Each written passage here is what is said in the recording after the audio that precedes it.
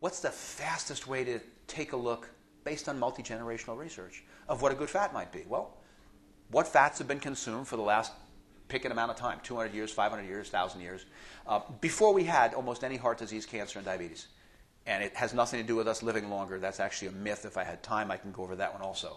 That has to do with a myth that gets used in the word average, which has nothing to do with what people think is being said. But extra virgin olive oil, hundreds and hundreds of years. Butter, I don't know who first discovered it. Somebody was on a mule and bringing some cream someplace, and they opened it up, and now it was butter because it churned itself. And it's always interesting. I'd like to go back in time and find out how we discovered these things. But butter, extra virgin olive oil, lard has been pulled out of pig fat for centuries. The two tropical fats, which are two of the healthiest fats on the planet Earth and have never caused any heart disease, which are palm kernel oil and coconut oil. Some people even say the reason that they're bad for you is because they contain cholesterol, which is pretty interesting since cholesterol is an animal molecule, and neither of them are animals, so they can't even have one molecule of cholesterol. So these have all been demonized. These are the healthiest fats. These are the fats we actually want to use. Fats in the egg yolk, the fats in the beef, fats in the lamb, fats in the chicken, as long as the animals ate correctly. We'll get into that. Whole grains have been promoted tremendously, again, to our detriment. Not because a whole grain is bad for you in and of itself, and certainly it has a lot more nutrition than a non-whole grain, but it's still 75% pure starch, which turns right into sugar, and we weren't designed to eat the amount of starches and sugars that we get, and so it's causing a lot of problems. Fruit and fruit juices are massively promoted. The government doesn't even say eat more vegetables.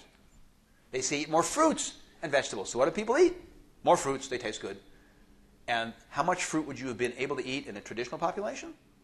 Well, again, no stores, no freezing, no refrigeration, so you only would have been able to eat fruit, which, by the way, you never would have pressed into a juice, because then you'd be throwing out something that was part of what you needed to eat. So it was always eaten whole. And, of course, it was always organic, even though the word didn't exist yet, because the chemicals weren't there.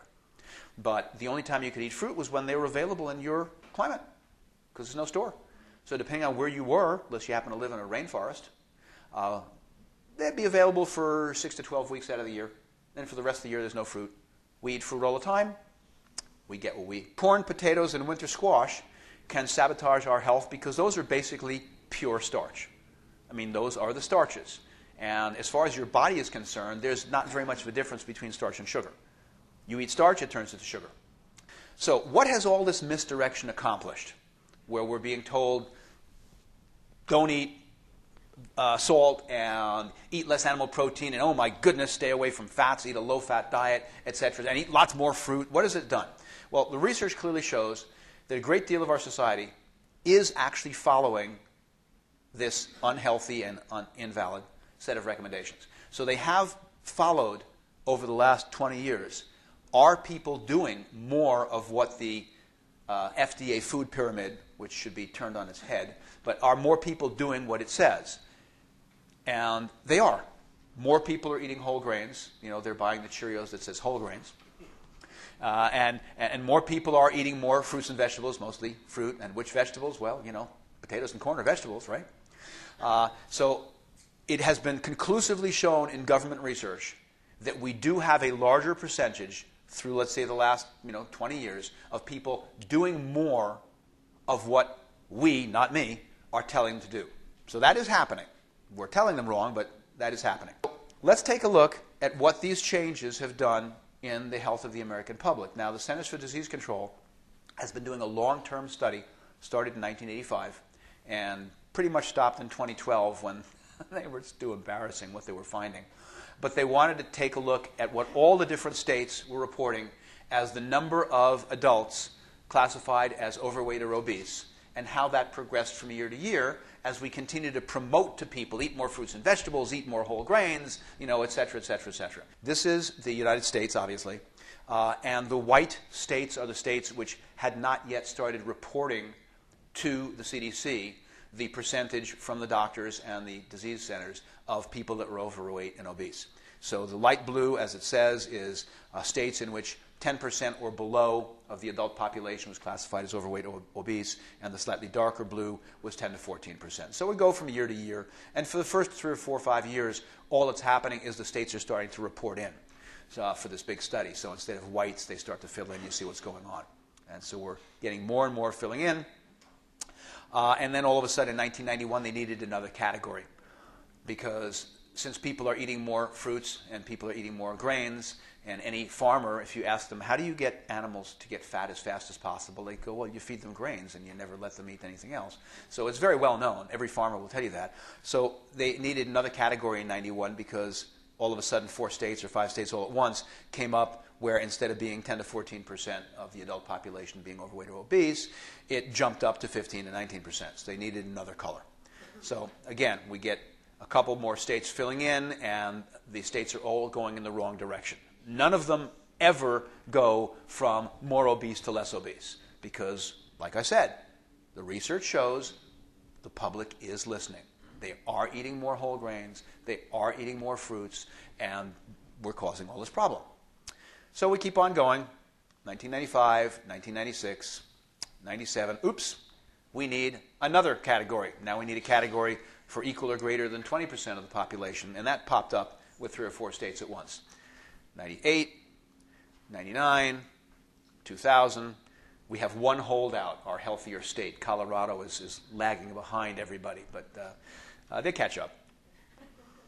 We need another color again. So now we need a color for the states in which equal or more than 25% of the population is classified as overweight or obese. And by the way, you can go to the CDC's website, and in the search box you can put in obesity trends in the U.S., and this should still be available. Every year I would grab the new slide until they stopped making new slides. But it's been on the CDC website for years. First time I saw this was at a conference about maybe 10, 12 years ago, and I started using it and grabbing the new slide every year. So again, we keep on going in the wrong direction. We don't have any light blue anywhere. We don't even have the less than light blue anywhere. So the two first, forget about the no data, the 2 first blue categories, medium blue and light blue, they don't even exist anymore.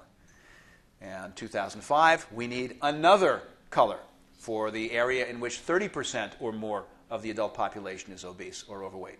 And it just keeps on going in the wrong direction.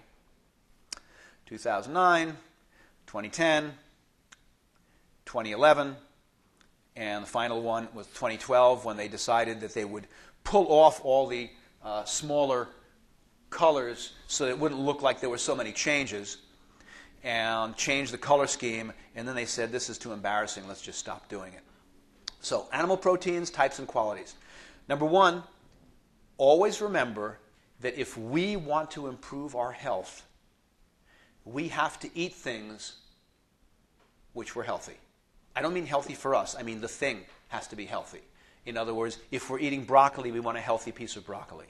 If we were eating an egg, we want an egg that was grown and produced by a healthy chicken. Because we can't get healthy by eating things in which the thing we're eating was totally improperly raised.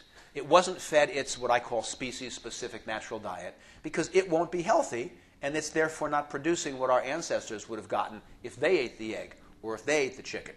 So I want grass-fed beef, grass-fed lamb, and you can get it. It's available in the health food stores, and some of the regular stores are starting to bring it in because they lose business if they don't have it. Everything gets done because of us.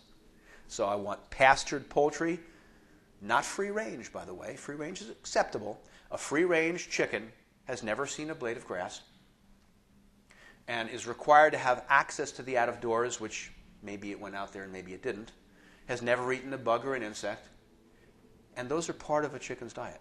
They eat a lot of vegetation. Pastured, even though it's not a USDA term, means they're out there in grass and weeds. They need 3 to 4 times more property because they have to keep on moving them every few days so they don't eat the grass and weeds all the way down so it doesn't grow back up again. And then another pasture and another pasture. Now the first one's grown back up again, they bring them back. So I want my chickens to be pastured. I want my eggs to be from pastured chickens.